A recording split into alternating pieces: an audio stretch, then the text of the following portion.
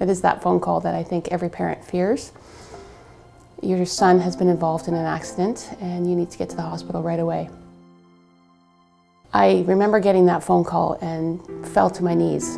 We headed to Hamilton General as fast as we could. They told us that Tyler was in very bad shape, and I knew going in that it was going to be really hard to see him, but I needed to see him. It was a lot of wishing, hoping, praying for miracles, anything that we could do to hang on to that hope. And I think we did get a miracle, just not quite the one that we had wanted. I looked at him and went close to his ear, and I told him how much I loved him. Told him we were all here, but if he needed to go home, that I would be okay. Phone rang at 3 in the morning, and I could tell there was something up, and she turned to me and said, "Dave, I got to get you ready for surgery. We have a heart for you."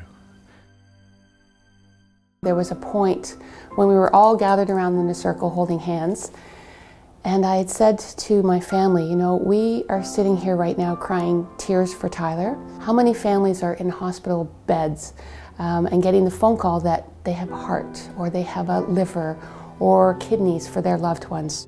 That family out there that I had no idea who they were gave me that unconditional gift of love, and that's how I believe it is. That's what I believe an organ donation is. It's an unconditional gift of love. I was alive. Maybe 2 or 3 weeks after we lost Ty, I wrote a letter to Trillium to the recipients because I really wanted them to know that we were wishing them all well in their recovery and that we were at peace with our decision. It wasn't long after my transplant, and I have a transplant coordinator in the hospital, and they had notified me and they said, "Dave, I have something for you. We've received a letter from your donor family." Because of the Privacy Act, the way that works is you have to actually ensure that there is no information that's being sent to people for legality purposes, which I understand, but so she was aware of what was in the letter, and she handed it to me. She just said, I don't want you to read this till you get home, and you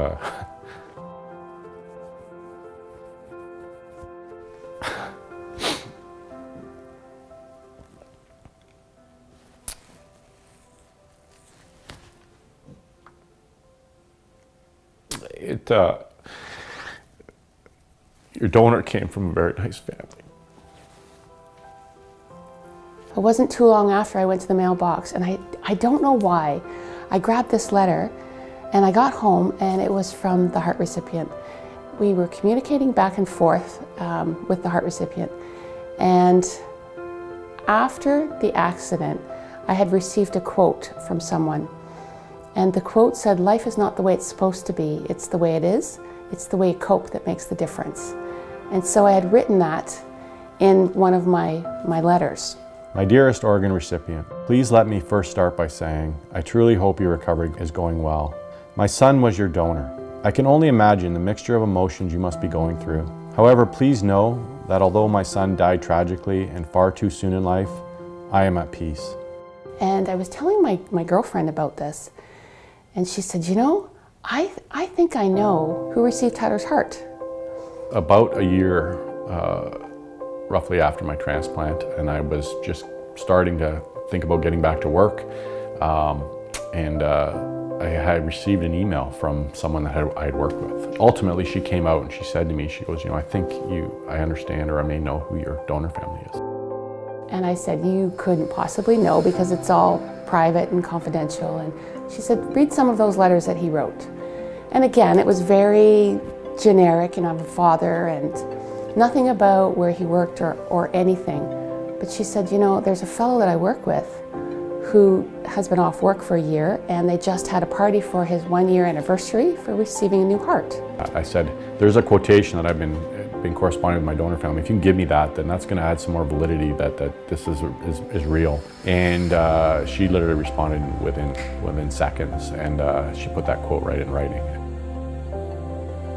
So I immediately broke down and I responded to Sharon and said, if this family is willing to meet or wants to or connect, I definitely want to do this. The initial meeting, I wasn't sure how I was going to feel. I mean, how do how do you prepare to meet a man who has your son's heart? The first thing I thought is, here's my son's heart and it's beating again. You know, I made that heart, and that's now in someone else, giving them life. Tyler was no longer a word on a piece of paper. Tyler was a real young man, and he was full of life, and he had his whole life ahead of him. It really is a bittersweet story. It really is. But I'm just so grateful and thankful that it has worked out the way it has. I really am. I don't like how we met and how we became so close, but it's really helped me heal. Tyler was a great kid. That heart is full of a lot of love.